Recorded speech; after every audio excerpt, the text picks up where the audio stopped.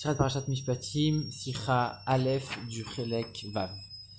Alors, dans la paracha, il y a 4 endroits dans lesquels Rashi, il va faire un commentaire qui va être le même. Ça va être Diber Katuv Baove. Le verset parle de ce qui est habituel. Ça veut dire quoi? Ça veut dire, le verset, il parle d'un cas précis, c'est le cas le plus habituel, mais sache que ça s'applique aussi à tous les autres cas. Alors, c'est quoi les 4 cas? Le premier cas, c'est Vechi Garchor, s'il y a un taureau qui est en corne. Alors, là-bas, il te dit c'est un taureau, mais c'est aussi n'importe quel animal, mais on parle Bilshanove, comme on a dit. Ensuite, deuxième exemple, c'est Mechashefa, le Techaye. Le Katouv, il parle de ce qui est le plus courant, donc Mechashefa et pas Mechashef, pas un sorcier mais une sorcière. C'est plus courant chez les femmes. Troisième verset, c'est tu ne dois pas léser la veuve et l'orphelin. Alors, c'est sûr que c'est tout le monde qu'on ne doit pas léser, mais on parle de la veuve et de l'orphelin qu'on a plus tendance à négliger, donc voilà, on parle de ce qui est habituel. Et quatrième verset, quand il y aura ou Bassar Bassadé Tréfa, une viande Tréfa dans le champ. Alors, est-ce que c'est que dans le champ, et même à la maison si c'est Tréfa, on comprend que non, mais c'est plus courant qu'un animal soit déchiré dans le champ. Ça, c'est les 4 endroits où Rashi, il dit Diber Katuv Bilshan Ove. On n'en comprend pas. Il y a plein d'autres endroits où il y a encore ce Inyan de Diber Katuv Bilshan Ove, et que c'est que des exemples, mais on comprend que c'est autre chose. Pourquoi Rashi, il attend ce verset-là de notre paracha pour commencer à en parler? Alors, c'est quoi les exemples? Quand un homme il va frapper son esclave avec un bâton. Donc ça, c'est aussi dans la paracha. Alors là-bas, il dit que c'est pas qu'avec un bâton, avec tout objet, on comprend qu'il n'y a pas le droit. De la même manière, on voit quand des hommes vont se disputer et qu'il y en a un, il va frapper l'autre, etc. Alors, on comprend bien que c'est quand ils vont se disputer, mais même s'ils ne sont pas disputés, si l'un il frappe l'autre, on comprend quand même que ça marche. Seulement, on parle de quelque chose qui est fréquent. Alors, dans ce cas-là, on voit qu'il y a d'autres exemples. Pourquoi Rashi, il attend le verset, Veri Garchor, avant de commencer à dire Diber Katuv Bilshan Ove. Et pourquoi? Il va aller répéter 4 fois. Pour les 4 autres versets, il va répéter. Et les autres versets qui étaient avant, même plus tôt dans la paracha, etc., ça, il ne va pas venir le préciser. Alors ça, bien sûr, c'est tiré de la Mishnah, que la Mishnah, elle t'explique que ça, sache qu'on parle de manière habituelle, mais ça s'applique un peu à tous les cas similaires. On voit que Rashi, il fixe ça en tant que principe, à tel point que dès qu'il dit ça, il n'a même pas besoin d'amener une preuve. Voilà, on parle de ce qui est habituel, point. J'ai même pas besoin de me justifier. Alors, si on dit ça, c'est étonnant, parce qu'il y a un autre endroit, on voit que Rashi, oui, il amène une preuve. C'est aussi dans la paracha, un peu plus loin, quand on parle de quelqu'un qui a creusé le puits et qu'il y a un âne ou un bœuf qui est tombé dedans, alors il doit payer. Ok, s'il y a un âne ou un bœuf, mais sache que c'est n'importe quel animal qui va tomber dedans, alors tu dois payer. Et là-bas, Rashi vient, il te donne un exemple. Il te dit partout, c'est écrit Shor et Chamor, on apprend le Shor, de là où on parle de Shabbat, qu'on ne doit pas faire travailler le Shor Shabbat. Et comme là-bas on parle de Shor et de l'âne, alors tu comprends que là-bas c'est le Shor et l'âne. Et comme pour Shabbat on sait que c'est tous les animaux, alors quand nous aussi on voit qu'ici c'est Shor et âne, alors tu comprends que c'est tous les animaux. Il va te chercher une preuve d'un verset pour t'expliquer. Alors pourquoi Rachid a tellement besoin d'amener une preuve ici pour montrer de quoi on parle? Et en plus de ça, après il vient et te dit, tu sais quoi, en plus là-bas on te dit c'est le Shor et le Chamor, c'est pour t'exclure Shor et pas Adam, Chamor et pas Kelim. Et ça, d'où il le tire Rachid. Donc finalement on voit, comme on a vu avec les 4 exemples qu'on a vus avant, alors tu peux dire pourquoi Rachid l'a précisé à chaque fois, il a réécrit du Barakatouf Baové. Bon, pour les sorciers, on va comprendre, parce qu'un enfant de 5 ans, il ne sait pas tellement que c'est plus les femmes, mais il ne sait pas.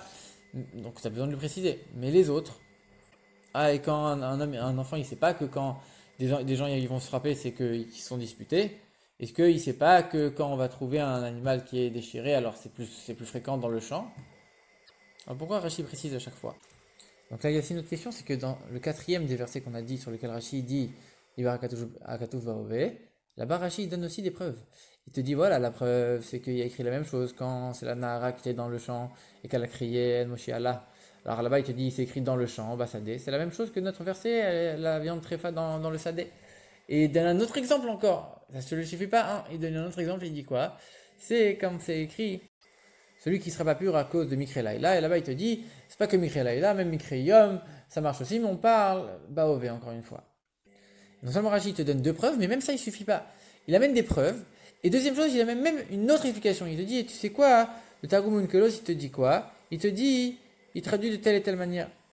Konkelos, lui, il est d'avis que c'est justement qu'on parle vraiment du champ et que on n'est pas en train de parler de la ville. Donc c'est a priori le contraire de ce qu'il vient d'expliquer.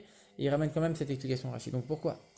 Donc en vérité, si on voit que Rashi, il va donner deux preuves d'une parachat qui était, donc c'est dans très longtemps. Alors que ça, c'est des cas comme ça, on en voit partout, comme on a dit. Bilshon Ove. En vérité, ça veut dire quoi? Ça veut dire que si Rashi ici, il juge nécessaire de mettre deux preuves et une deuxième explication, ça veut dire que ce verset, il est vachement compliqué. Il y a quelque chose qui est particulièrement dur et donc il faut le résoudre avec ces preuves-là. Et pourquoi ces preuves-là? Parce que dans toute la Torah, il n'y a que ces deux endroits qui ont une difficulté pareille. Tous les autres endroits, il n'y a pas besoin de preuves. Et donc c'est évident. Et donc je te dis rien, je te dis Bilfanové, c'est un klal, c'est évident, c'est facile, on comprend tout de suite. Ok, là c'est compliqué, j'ai besoin de preuves. Mais je ne vais pas prendre comme preuve les autres endroits qui sont faciles, qui sont compréhensibles. Je vais prendre une preuve d'un autre endroit où c'est aussi compliqué, il y a aussi un problème. Alors dans ce cas-là, il y a encore une question. Si les deux autres endroits ils sont aussi difficiles, alors pourquoi tu cites deux endroits? Ne cite que un. Si tu cites deux, c'est que les deux ils sont particuliers, il y a quelque chose. Et deuxième question, alors dans ce cas-là, si tu as déjà expliqué avec deux autres endroits où c'est le même problème et que c'est aussi difficile, qu'est-ce que tu as besoin de rajouter une deuxième explication en citant une que l'os? Alors on aurait pu expliquer d'une certaine manière en disant, regarde, le verset Vechi Garchor, alors il n'y a pas de mot en trop. Tu ne peux pas dire Vechi Gar, tu es obligé de dire que c'est un shor. Alors après, ok, tu vas choisir le mot qui est le plus répandu, le plus courant, donc le shor, et pas un autre animal. Mais tu es obligé de mettre un mot, tu ne peux pas dire Vechi Gar. Donc, mais en vrai, il n'y a aucun mot en plus. Pareil, Mechachefa l'otechaye. Tu peux pas dire l'otechaye tout court. Tu es obligé de dire soit Mechachef, soit Mechachefa. Alors tu dois choisir entre un des deux. Tu choisis le plus courant, Mechachefa. Mais il n'y a pas de mot en trop ici.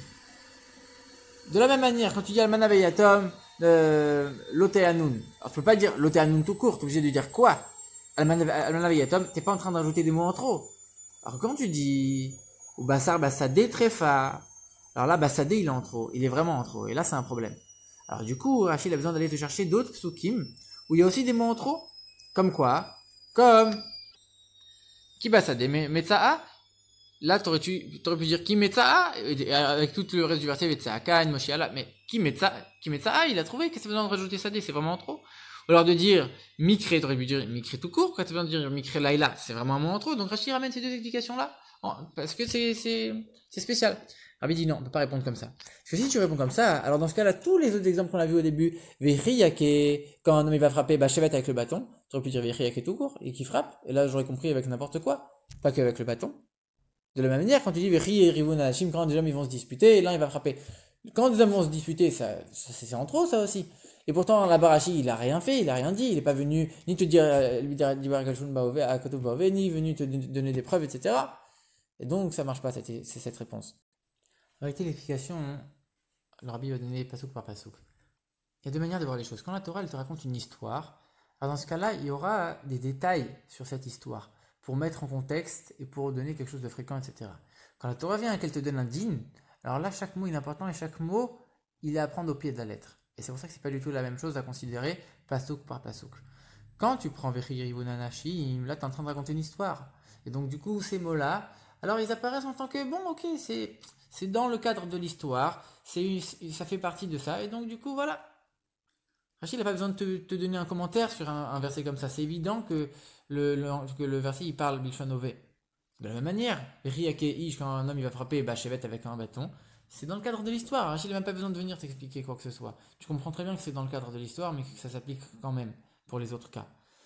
Et quand maintenant, tu viens le bateau qui te dit Vechi Garchor, alors là, tu aurais pu penser, attention, là c'est un short c'est particulier, si est-ce que tu vas le lapider, tu vas pas le lapider, est-ce que le propriétaire il est coupable ou pas, est-ce que ça aurait été la même chose pour un âne ou pas, alors là du coup tu rentres vraiment dans un din, c'est vrai que ça rentre dans le cadre d'une histoire, mais il y a un din particulier pour le short, et donc c'est particulier, et là tu aurais cru, non, là c'est particulier, je dois prendre au pied de la lettre.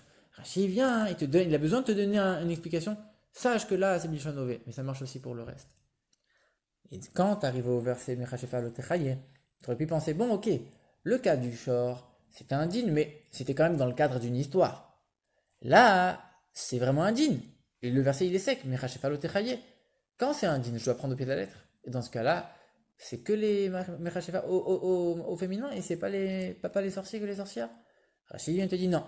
Sache que ici aussi, Bilshon Nové. Il est obligé de te dire parce que c'est pour une autre raison que le premier cas. Et donc il est obligé, Rachid, de venir te répéter. Diberkatou Bilshon Nové ici. De la même manière, le verset Kalalmana Veyatam Lote Anoun. Alors là, tu vois qu'il y a deux exemples. Il y a Almana et Yatom. De manière générale, quand tu es en train de raconter quelque chose d'habituel, alors tu donnes un exemple pour illustrer ton histoire ou tu donnes un exemple. Dire qu'il y a deux exemples et que les deux ils sont aussi habituels l'un que l'autre, au tel point que tu as besoin de ramener les deux, c'est quand même quelque chose qui est pas courant. Et donc toi, t'aurais cru quoi? T'aurais cru, bah attends, si la Torah vient et te ramène les deux, c'est que c'est ces deux-là et aucun autre. C'est obligatoirement ces deux-là, parce que c'est pas possible. C'est pas possible de dire que c'est qu'un exemple. Si tu dis que c'est qu'un exemple, alors ramène qu'un seul exemple. Pourquoi tu ramènes deux? Ah, tu vas dire que les deux, ils sont vraiment les deux aussi courants l'un que l'autre. C'est vachement rare de trouver un cas comme ça. Alors non, si tu ramènes les deux, c'est que ces deux-là et aucun autre. Rachid vient et te dit non. Sache qu'ici, il dit Katouf Bilshonove. Ici, on te dit quelque chose qui est courant. Mais en vérité, ça s'applique à tous les hommes. Et donc, de ça, on comprend maintenant pour le verset où il y a le puits avec l'âne et le short qui sont tombés dedans. Parce que dans ce cas-là, tu vas dire quoi? C'est la même chose. Ici, il y a deux exemples. Si c'est vraiment tous les animaux, alors dans ce cas-là, j'aurais donné qu'un seul exemple. Alors pourquoi la Torah ici, elle vient et te donne deux exemples? Alors Rachid a besoin de te dire, Diberkatov Bilshonove. Mais seulement quoi? Ici, on a besoin de te dire, regarde, Rachid vient te prouver. Ce short-là et cet âne-là, c'est la même chose que dans Shabbat là-bas. Et dans Shabbat, on dit qu'il ne faut pas faire travailler le short et l'âne, c'est tous les animaux. Et donc ici aussi, c'est tous les animaux. Rachid est obligé de t'amener une preuve pour te faire comprendre. Regarde, ne crois pas ici que c'est que le short et que l'âne. Ici, ça marche pour tous les animaux. Et seulement quoi? Alors dans ce cas-là, tu aurais très bien pu dire, au lieu de dire c'est un âne et un short qui vont tomber, tu aurais pu dire c'est un animal ou une bête sauvage, Behema ou Chaya, qui va tomber. Et là aussi, tu aurais pu faire l'exclusion, comme on a vu. Alors, ce sera Behema et pas Adam, Chaya et pas Kelim. Comme on a vu tout à l'heure, c'était Shor et pas Adam, Chamor et pas Kelim. Et donc là, tu aurais très bien pu dire, voilà, c'est Behema et pas Kelim, c'est Behema et pas Adam, Chaya et pas Kelim. Et comme la Torah a utilisé Shor et Chamor, alors tu es obligé de dire Diber Katov Bilshonove. Donc tu as besoin de la preuve de Shabbat pour savoir que c'est tous les animaux et pas que ces deux-là. Ensuite, pour exclure ça, on l'apprend d'autre part, mais tu aurais pu l'apprendre avec d'autres mots. Du fait que tu dis Shor et Chamor Dafka, tu comprends que Diber Katov Bilshonove. Alors jusqu'à présent, on a vu que quand la Torah vient te parler de Bilshonove, c'est soit dans le cadre d'une histoire, soit dans le cadre d'un din, soit dans le cadre d'une histoire avec un détail qui fait partie du din.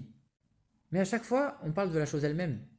C'est-à-dire qu'on va donner soit le din lui-même, soit l'exemple lui-même. On ne va pas donner la manière avec laquelle il s'applique, quand est-ce qu'il s'applique.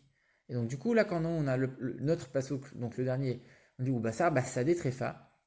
Alors Bassadé, ici, il vient rajouter quoi? Il vient rajouter... On est obligé de dire que c'est pas possible qu'il vienne nous rajouter la manière, la forme, le quand, l'endroit. Forcément qu'il vient nous rajouter sur le Inyan lui-même. Et donc forcément, tu es obligé de dire c'est que Sadé et pas autre chose. Et donc, du coup, Rachid a besoin de venir et te dire non, ici aussi, ici, Bilshonové, et même dans la maison, ça marche. Et là, le rabbi rentre, est-ce qu'on rajoute un mot, est-ce qu'on rajoute pas un mot? Et que même, finalement, même quand un mot il est rajouté, alors c'est quand même, ça marche quand même.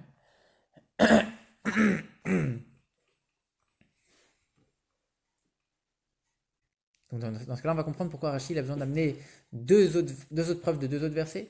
Et pourquoi pas que un? Parce que chacun, il amène quelque chose qui te montre que oui, ça marche, Dibargatou Bilshonové, même dans un cas comme ça, oui, ça marche. Pourquoi? Regarde, moi je te montre.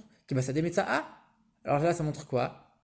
Ça montre la manière. C'était quoi la manière? C'est un endroit où c'est En Moshiala, où il y a, alors que ce soit dans le Sadé ou dans la ville, c'est En Moshiala, mais ce qui est plus courant, c'est Sadé. Et la Torah, en te disant Sadé, elle vient, elle te souligne la manière.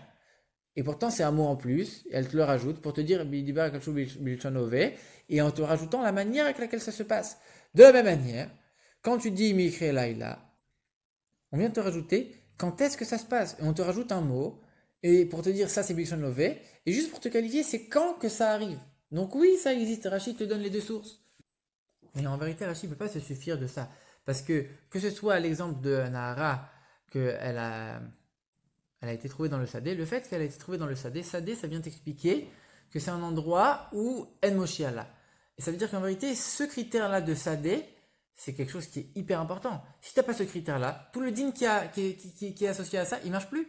Et donc du coup, ici, le mot sadé, c'est pas quelque chose en plus qu'on t'a rajouté stam. C'est un mot et vraiment, il vient t'ajouter les circonstances. Donc du coup, ça ressemble pas tellement à notre verset où c'est écrit que la Bassar Bassadé, là, tu aurais très bien pu écrire Bassar Bahir, Trefa. Donc c'est pas du tout le même calibre que notre verset. La même chose avec Mikra Laïla. Si Rachid il est venu, c'est qu'a priori, il n'y a pas d'importance de savoir quand est-ce qu'il est arrivé ou pas. Donc c'est moins important. C'est pas la même chose que dans le cas de la Nahara. Et donc il te le ramène pour compléter. Seulement quoi? Ça suffit pas non plus. Parce que tout le contexte là-bas, Rabbi rentre pas, mais tout le contexte dans lequel c'était écrit, ce verset, ça montre que c'était impossible de penser que c'était la nuit. Et donc du coup, ce mot nuit, là, il était un petit peu nécessaire quand même. Donc on ne pouvait pas comparer à comme dans notre verset à nous de Bassar Bassadé où là on aurait complètement pu enlever le mot Sadé. Et donc dans ce cas-là, Rashi, comme les deux explications se complètent, mais les deux ensemble ne sont quand même pas suffisantes, il vient te ramener l'explication d'Unkelos pour te dire regarde, c'est même pas Bilshanové. Comme ça, tu as les deux avis et ça marchera. Maintenant, c'est quoi la profondeur de ce Rashi que le Rabbi nous enseigne? Quand il y a quelque chose d'extraordinaire qui arrive à quelqu'un, il n'a pas beaucoup de mal à penser que ça vient de Dieu. Quand c'est quelque chose de régulier, alors là, le Yetzer Hara, il vient et lui dit, mais regarde, ça c'est l'habitude, c'est la nature, c'est normal, c'est comme ça que ça se passe, c'est évident. Dieu, il s'occupe pas des choses comme ça, Dieu, il s'occupe des choses incroyables, il fait lever le soleil, etc. Il s'occupe des...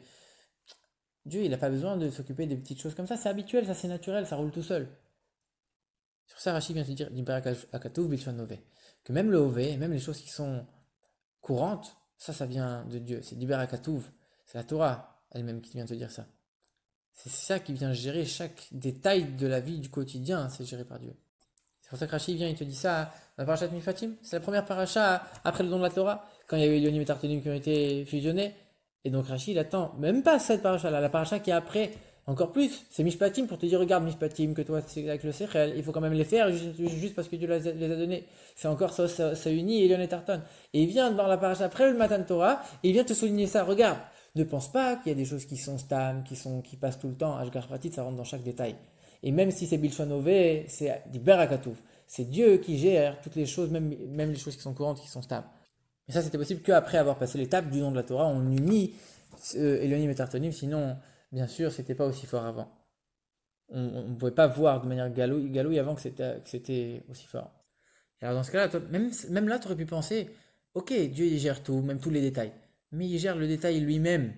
Il gère pas quand est-ce que ce détail il va arriver ou comment il va se dérouler. Et c'est pour ça que le Baal Shem Tov, il vient, il s'enseigne.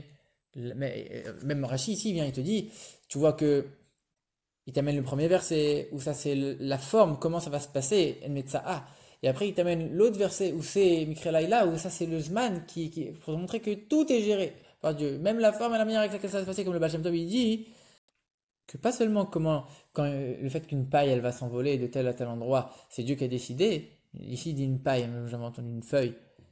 Il te dit même quand est-ce qu'elle va le faire et de quelle manière elle va le faire, ça aussi c'est décidé entièrement par Dieu.